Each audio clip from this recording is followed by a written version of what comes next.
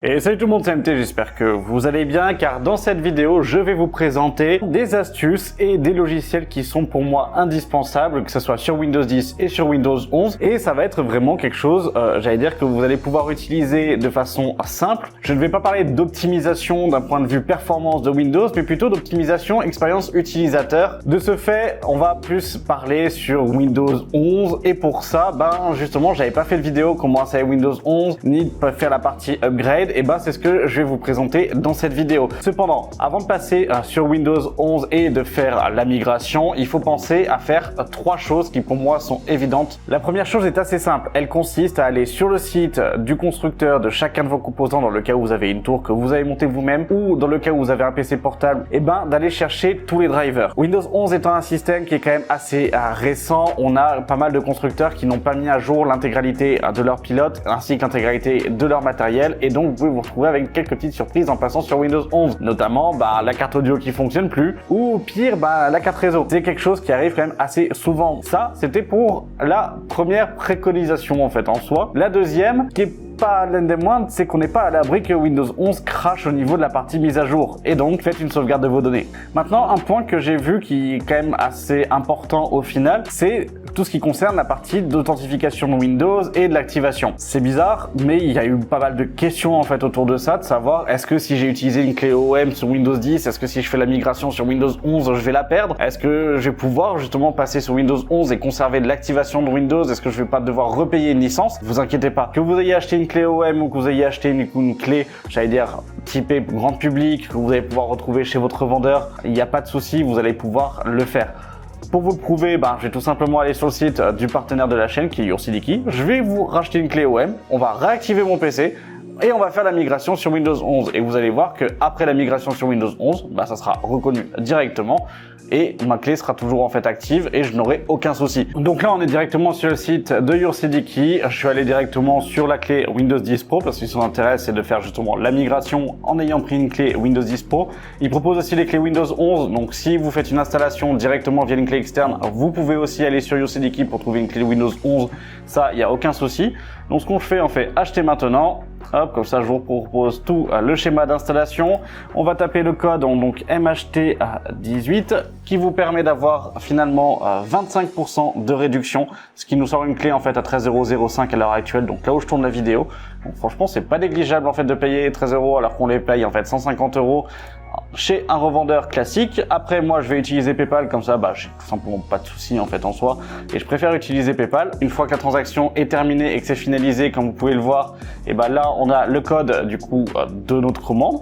Donc on va dans le User Center. Une fois qu'on va dans le User Center, vous faites tout simplement voir la clé secrète.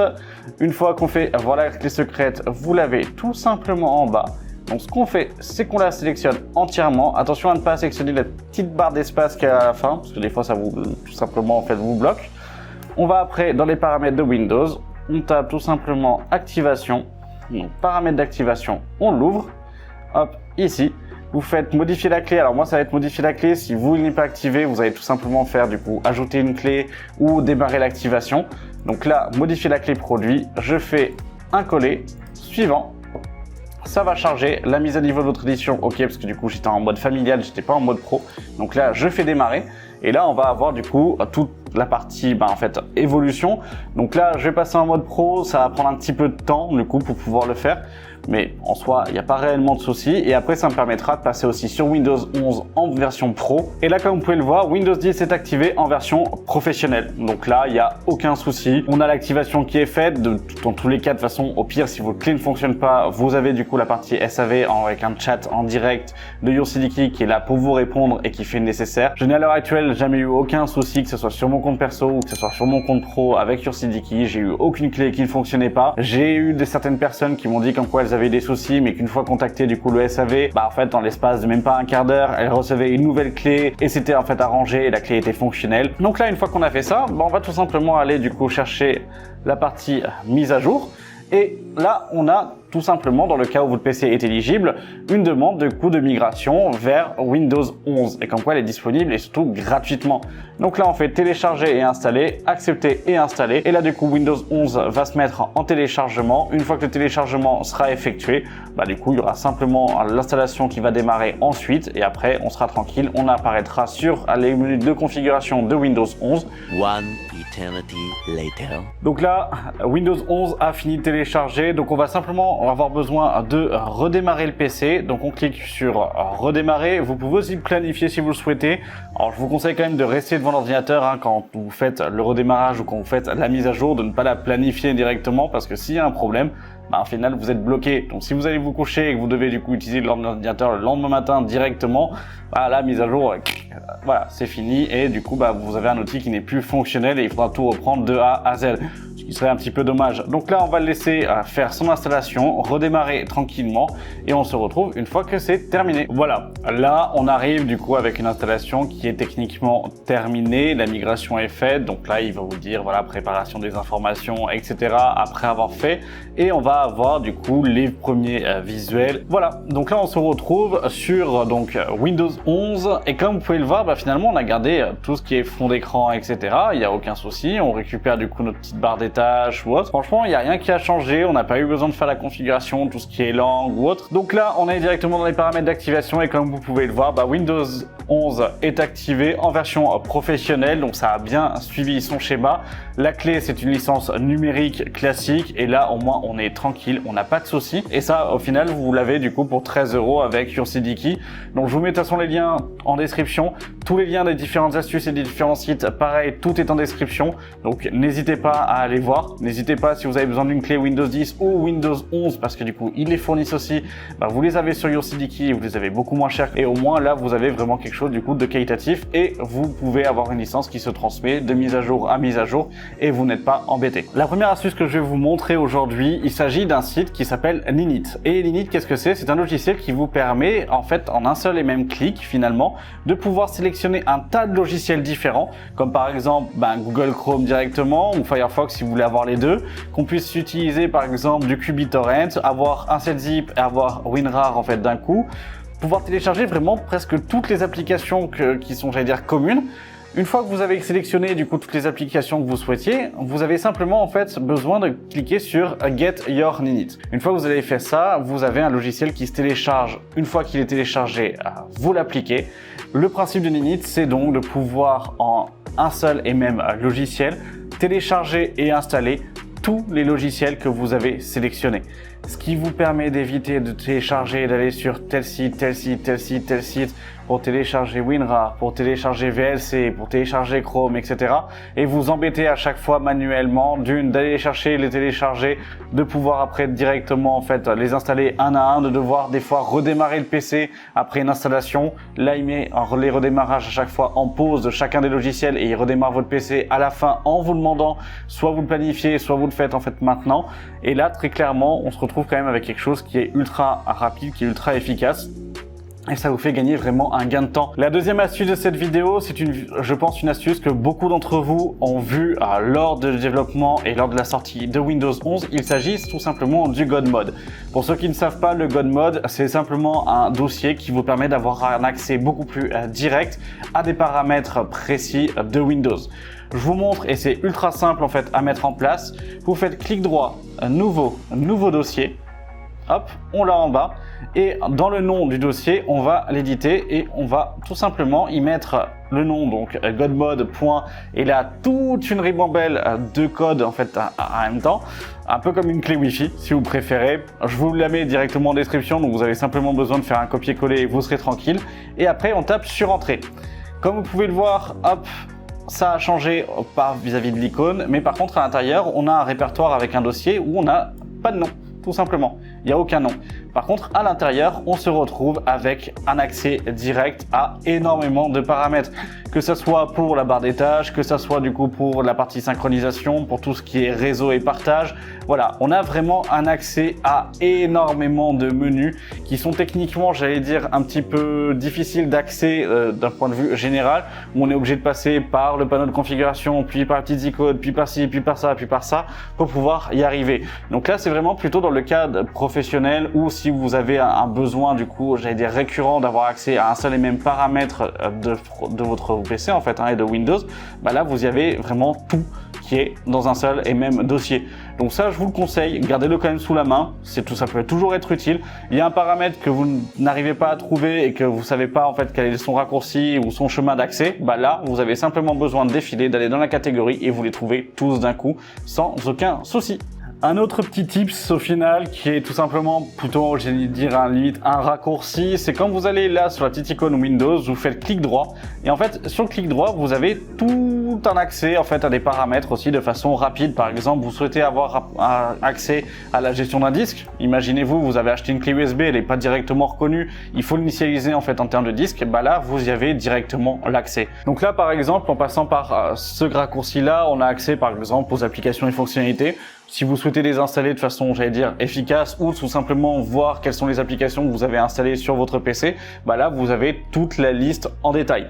D'ailleurs, en parlant du coup d'applications, des fois, vous n'avez pas le raccourci, vous souhaitez les avoir ou vous souhaitiez pouvoir justement désinstaller de façon justement aussi efficace un logiciel qui vous gêne par exemple. Pour ça, il vous suffit simplement de cliquer sur l'icône, de faire exécuter et à l'intérieur, vous mettez shell, hop, .apps folder, vous tapez sur entrée et là il vous sort un dossier où à l'intérieur vous avez l'intégralité de toutes vos applications. Ça vous permet de pouvoir par exemple dans le cas où vous n'arrivez pas à trouver un raccourci ou autre, de pouvoir le créer. Par exemple là si je veux créer un raccourci du coup pour Discord, je crée un raccourci, je fais oui sur le bureau, hop, il n'y était pas avant, maintenant il y est, je l'ai juste en bas et j'ai juste besoin de cliquer pour pouvoir l'utiliser. Ou au même titre d'avoir un accès plus soft pour pouvoir justement tout gérer d'un point de vue application.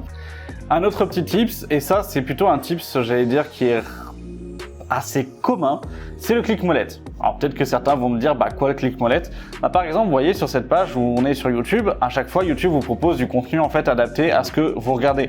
Là par exemple, voilà, j'ai de la musique en fait directement et au lieu de cliquer par exemple dessus, qui me change de page et qu'après je puisse pas retrouver les mêmes propositions dans le cas où il y avait une deuxième vidéo, parce que des fois ils vous les changent dans le cas où vous n'avez pas accepté les cookies ou que vous êtes connecté en fait à un compte, ils vous changent les propositions. Donc ça c'est un petit peu gênant dans le cas où il y avait une autre vidéo qui vous intéressait.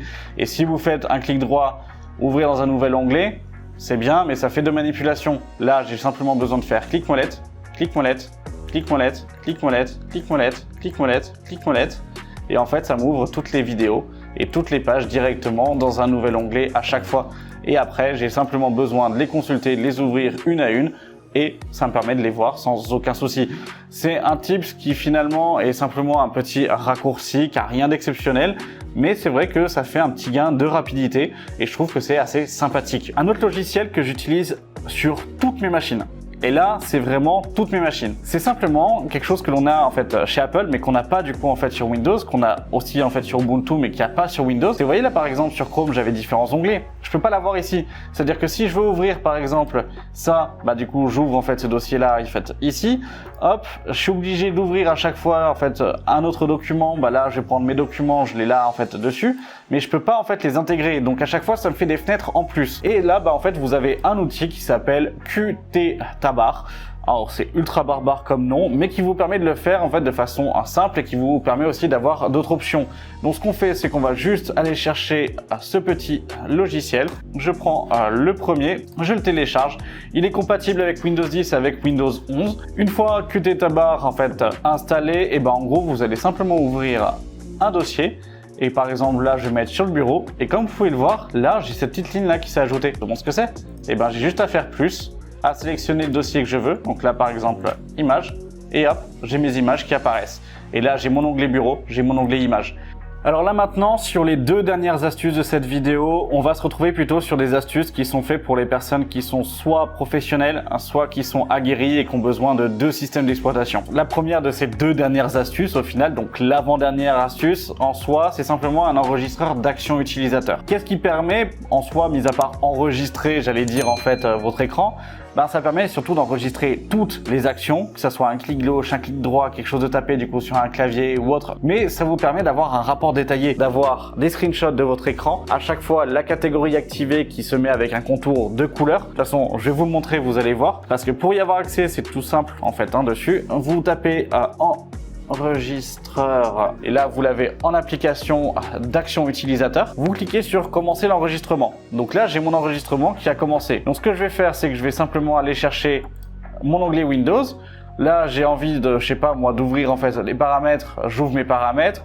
Je veux mettre en fait un affichage différent et je veux du coup en fait baisser la luminosité. Je sélectionne la luminosité. Je la mets par exemple à 26%. Puis après je la remets du coup en fait au maximal.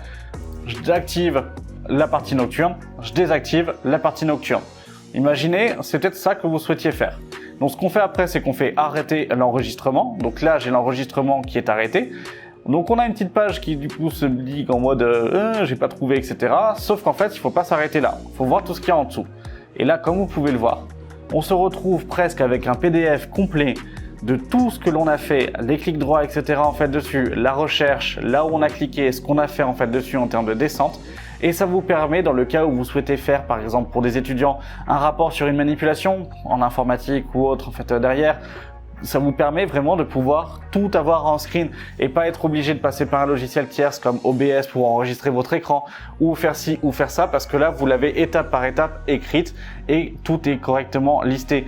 Là, comme vous pouvez le voir, vous avez step 9 en fait directement avec la date et l'heure aussi à laquelle vous l'avez fait. Donc dans le cas où vous avez un problème aussi, que ce soit dans une entreprise et que vous voulez envoyer un rapport d'erreur à votre en fait service informatique ou service technique, vous pouvez le faire. Eux, ils auront tous les éléments aussi en main avec la bonne date et à la bonne heure, et justement ça leur permettra aussi de faciliter l'action. Donc dans le cas où vous y connaissez pas trop mais que vous avez un bug et que votre support il est quand même un peu inaccessible par téléphone, n'hésitez pas à faire ce type d'utilisation et ce type de manipulation. Ça vous permet de tout enregistrer, d'envoyer ça directement par mail, et au moins du coup le service informatique sera vraiment du coup au courant de ce qui se passe et de quelle manipulation vous bloque, à quel moment et comment du coup en fait le résoudre, et que ce soit beaucoup plus efficace plutôt que de vous appeler, trouver un créneau en fait pour vous appeler, de prendre la main à distance sur votre poste, de faire ci, de faire ça. Là ils ont tout en main et c'est vraiment bien fait. La dernière astuce de cette vidéo est exclusivement, j'allais dire, dédiée aux personnes qui sont aguerries, qui utilisent aussi Linux, qui veulent pas s'embêter à avoir une VM et ou en fait un dual boot sur leur machine.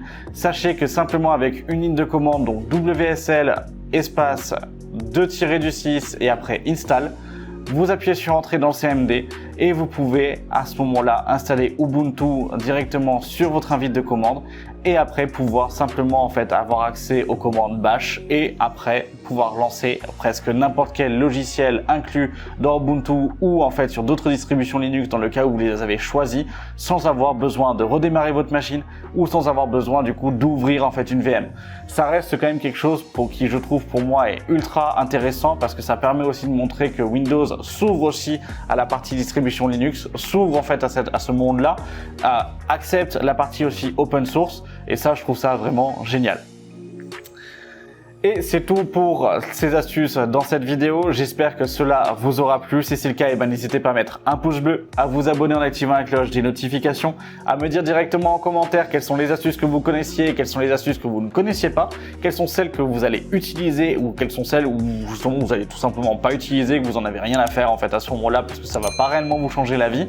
Mais si vous en connaissez d'autres, n'hésitez pas non plus à me le dire en commentaire ou à me les envoyer directement sur mes différents réseaux sociaux, que ce soit sur Twitter, sur Instagram, sur Discord ou même en live sur Twitch. Peut-être que ça pourrait être sympa de créer un live autour de toute la partie et tout l'aspect Windows 11 et tout ce qui peut être configuration, tout ce qui peut être trifouillage en fait dans la partie paramètres. Pourquoi pas, voire pour l'optimisation aussi sur Windows 11. Et sur ce, je vous dis à la prochaine sur la chaîne. C'était MT, salut!